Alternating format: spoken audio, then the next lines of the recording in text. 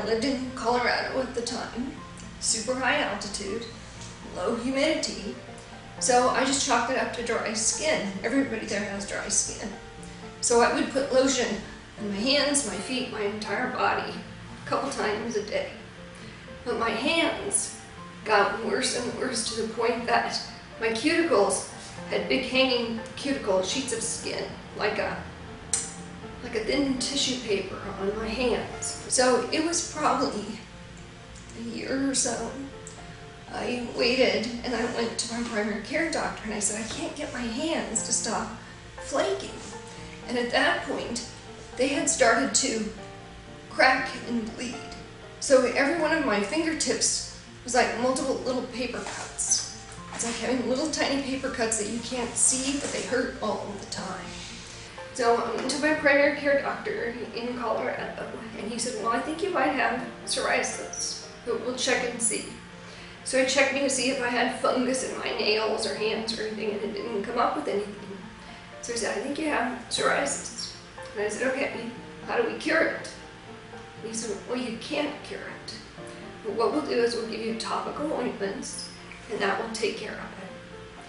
So 10 years later, I'd been to 3 primary care doctors, 4 dermatologists, and that was in Colorado, Texas, and California. So over the course of 11 years, it got worse and worse. And I started to get psoriasis on my elbows. My elbows would get patches. They didn't peel like my hands, but they were painful and sore in patches. And my feet would itch all the time. And it's very difficult when you're at work or anywhere in a business suit, which I typically wear in heels, to take off your shoes and scratch your feet and your hands. So at that point, I knew what I had, but traditional medicine couldn't seem to figure it out.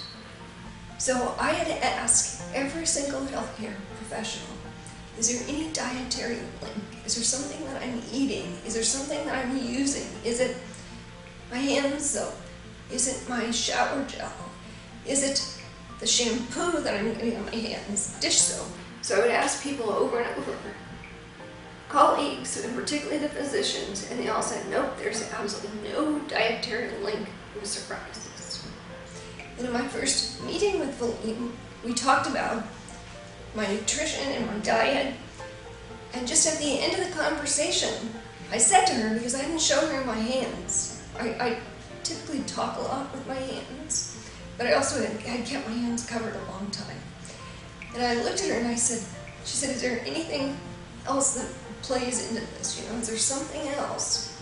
And I said, well, I have psoriasis, and it's annoying, but I understand there's nothing I can do to take care of it except keep going to doctors and light therapies and treatments and expensive, remedies that don't really help. And Feline looked at me and she said, I can cure psoriasis. And I have to be honest, I thought, well, she's pretty bold. And I've talked to everybody in the healthcare industry in 3 different states, and they all tell me that they can't. So I looked at her and I said, can you really? And she said, absolutely. I can show you what we can do, and we can be successful in eliminating your psoriasis. And so at that point I thought, I've tried everything else, I might as well try this. Feline knew about psoriasis. She explained it further to me than the medical providers had, the doctors. She said there's a dietary link. It's actually an inflammatory disease. And I had no idea that there really was. I mean, I knew when I asked those questions all those times that there might be something, but everybody had told me no. So she said, there's a dietary link. Whatever the foods are that you're eating, there are certain foods that are inflaming your system, and this is what's causing the psoriasis. So she gave me an anti-inflammatory food diet. It was comprised of basically the things that I couldn't eat. I walked out of the office that day and I thought, okay, everything I eat is on this food list. And things like wheat, bread, tomatoes, red sauces, dairy, all the things that I ate every single day that were my primary food choices were the things that were on the anti-inflammatory diet to avoid. So I thought, okay, might be kind of difficult to take out all my usual food choices, but if I can get my skin to stop peeling off and not have that pain all the time and the itching, I'm willing to try it. And I followed the diet absolutely to the letter, and within 3 weeks, my hands started to heal. I no longer could take my skin and just peel off sheets of skin, and I stopped itching constantly. She also told me to take baking soda baths, and I looked at her and I said, how do I put my whole body in baking soda? But it was really primarily my feet and my hands and my elbows. So I would soak my hands and my feet in baking soda bath.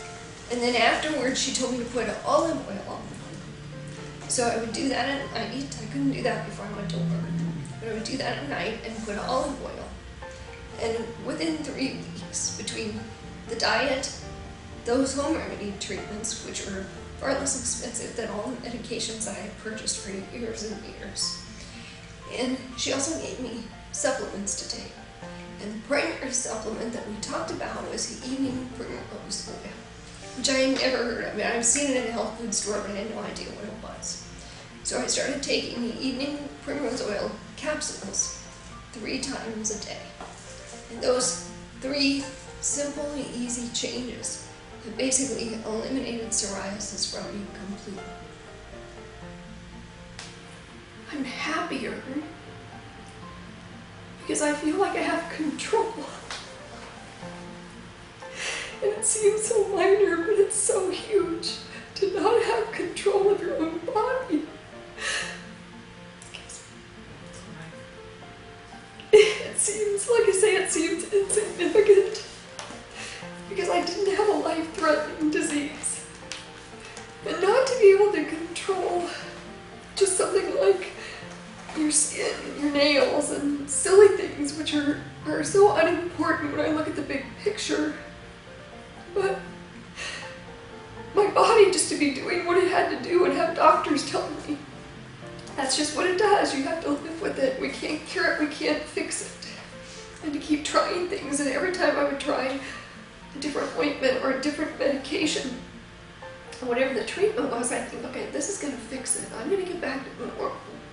And I finally accepted that I wasn't going to have normal skin, and I wasn't going to be normal as far as I can't touch things without pain, and I can't go around without itching. So once I got to the point that I accepted that to be my normal, I think that in a way I kind of gave up. And now I don't have to give up anymore.